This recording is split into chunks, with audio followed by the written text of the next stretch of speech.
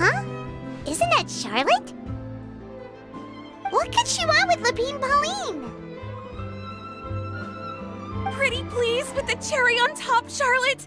Journalist extraordinaire! Please tell me you're joking!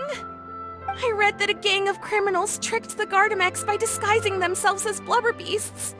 It's true, isn't it? It has to be! I've invested all my savings into graph adversarial technology and even taken out a sizable bank loan.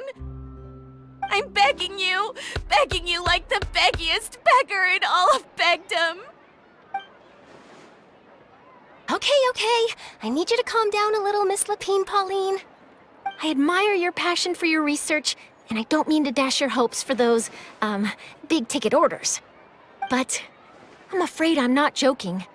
The Blubber Beast incident was a short story mailed to us by an anonymous amateur author, written in the style of a true story.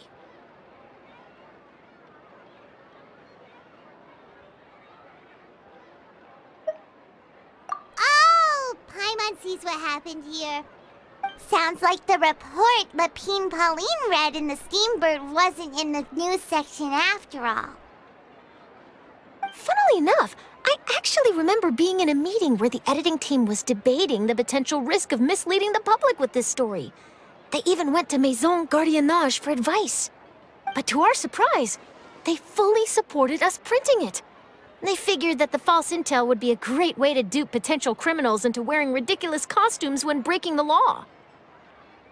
In truth, Gardamex are extremely sophisticated in their capabilities. They can identify criminals just as reliably as the best human guards, so a crude disguise isn't gonna get you far. If anything, it'll just make you stand out all the more. Since we ran that story, the Maison Gardiennage has made a slew of arrests, including, one phantom blubber beast, a titanic red-crowned finch, and a specter man. So I knew this story had helped out law enforcement, but this is the first time I'm learning of an innocent citizen being deceived by it, and investing so much mora for nothing.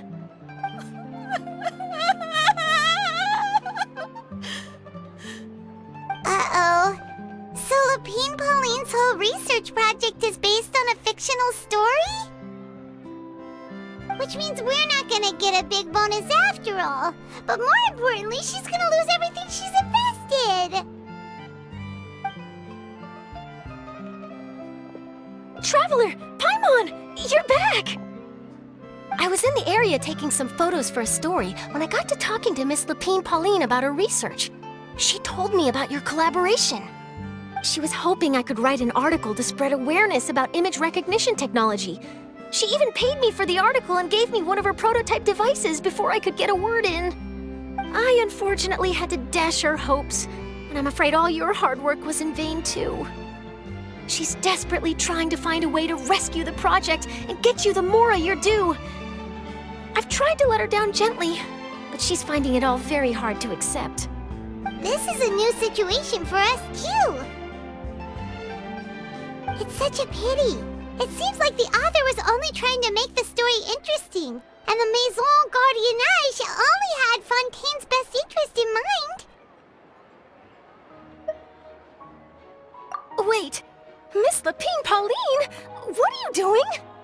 I'm gonna pick a fight with a Gardamek, head to the Opera at Biclès, and get a one-way ticket to the Fortress of Meropide. That way, I won't have to repay my debts. It's the only way I can afford to keep on living. Whoa, there's no need to go that far. I mean, come on, look at you. You wouldn't even dent the Gardamek's armor. In all likelihood, they'd only hold you up at the Maison Gardiennage for a few days before letting you out, and then you'd still have to repay your debts. Actually, instead of going into the technicalities of that, how much did you actually invest? How bad can it really be? 270,000 mora. Okay, well, escaping to the Fortress of Meropide over a sum like that seems like a last resort. Surely there must be other options. Not anymore. I used to be an equipment supplier to the Fontaine Research Institute before that blew to pieces, and now I'm just a small-time engineer. I scraped together some savings over the past few years, but I put every last mora into this project, and now I'm left with nothing. It's not just my savings that are gone. It's my whole future as a graph adversarial technology specialist and my dreams of becoming a billionaire one day.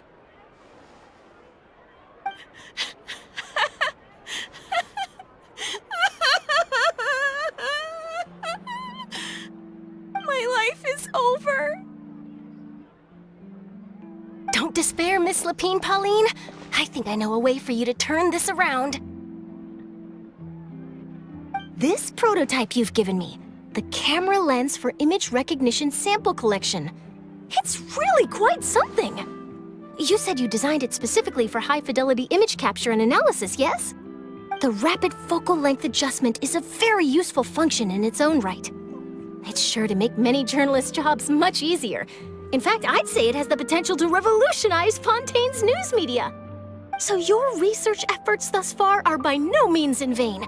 The technology you've developed may have many applications that you've never even considered. Really? Absolutely. I've been working as a journalist for the Steambird for a long time now. No one understands the issues we journalists face on a day-to-day basis better than me.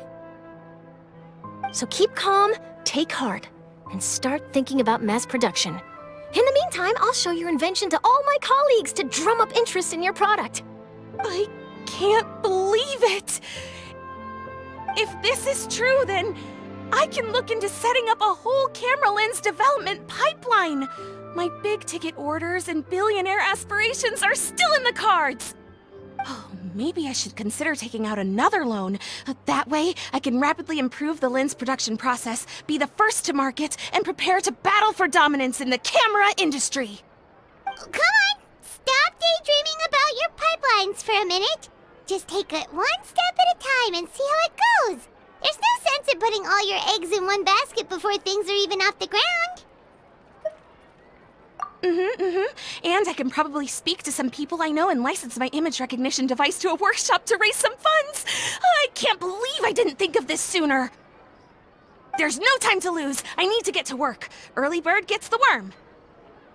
Can you believe her? She just ran off.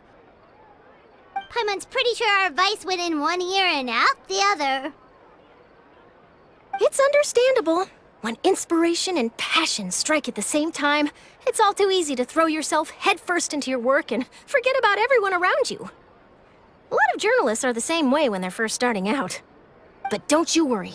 I'm gonna write an article on all this, and I'll be checking in on her regularly. Her research has the potential to benefit the entire journalistic community. I'll give her plenty of input to stop her from going down any rabbit holes, and make sure mass production of her lens can begin as soon as possible. It's reassuring to know that you'll be looking out for her, Charlotte.